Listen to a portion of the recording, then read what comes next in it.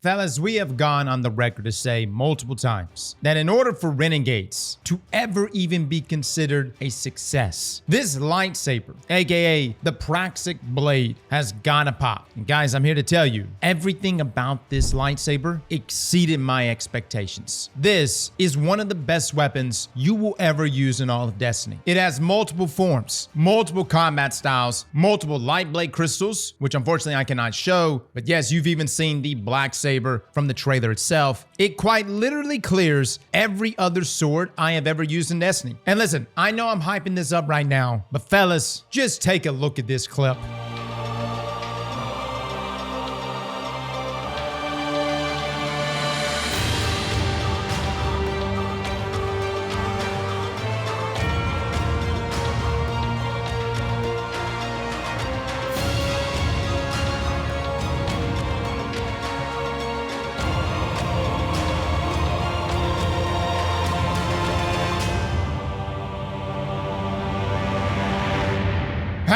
Us Titans are eating good, man. Today, guys, we are going to be going over this exotic. Now, no, this is not the dungeon exotic. And despite what people were saying, at any of these playtests, capture sessions, summits, whatever you want to call it, no one is allowed to play things like the dungeon or the raid, any of like the in-game stuff. This is purely content that you are going to be experiencing day one. As for this exotic, though, we will have to wait until the exotic mission releases. Now, we did do the mission. Let me just say, guys, you're in for a trippy time. But upon completing that exotic mission, you will then gain access to the Praxic Blade. And just like the rest of our exotics that come from exotic missions, this weapon is craftable. Now, I cannot fully show you all the details to the Praxic Blade, but let me just say, guys, there are more options here present on this sword, this one weapon, than a multitude of other exotics combined. It is insane how much thought has been put into this blade. But let's just touch on some of the things we can talk about. First up, it comes with the exotic trait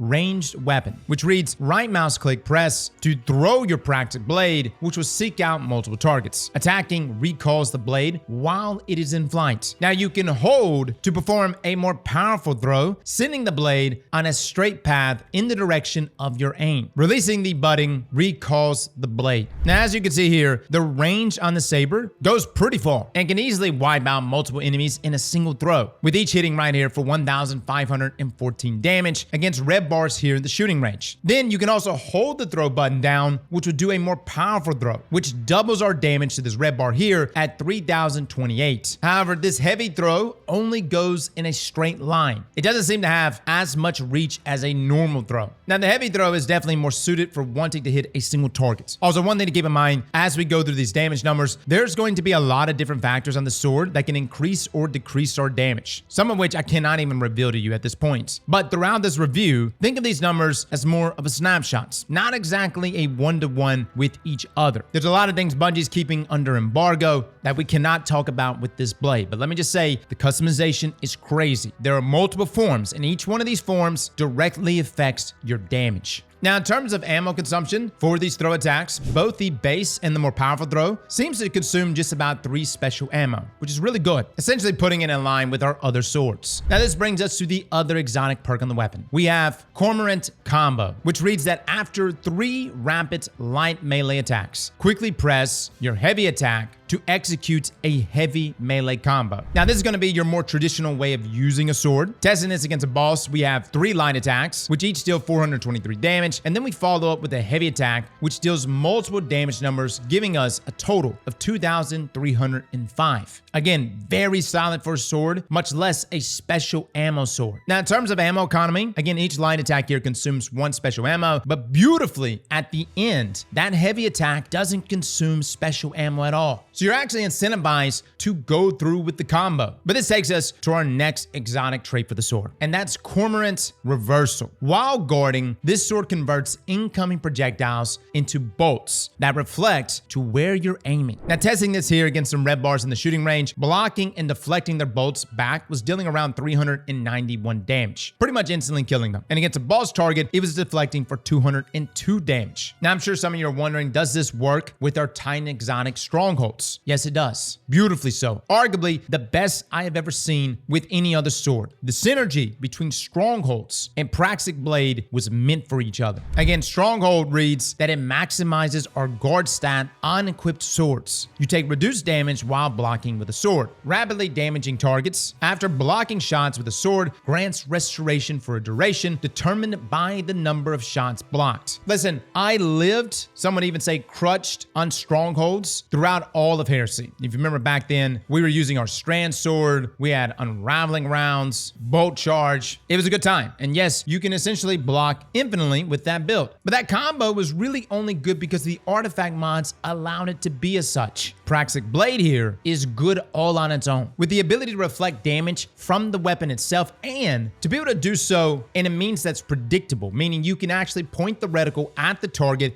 and reflect damage directly at that target. This is a godsend for a Stronghold build. You can even amp this up further by using Banner of War, which increases the damage of those reflected shots. Yes, you can even still stand behind a Storm's Keep barricade, gain stacks of Bolt Charge, and that reflected damage will proc Bolt Charge on those targets. I seriously cannot express just how strong this combination is. I ran a solo ultimate difficulty inside Terminus, pretty much blocking the entire time without any risk of dying, while still maintaining offensive capabilities. And while Strongholds has always been a tanky powerhouse, it is lacked in its offensive capabilities. Praxic Blade eradicates that issue. Now granted, yes, your screen is shaking like crazy. You can hardly see what's going on in front of you. You just gotta block, brother. Even the activity that Pure Chill and I were running together, which was very difficult. Pure did end up dying. We lost all of our revives, not at a fault of his own. It was just a very challenging activity, and the only reason why I got through it was because I blocked my way to victory.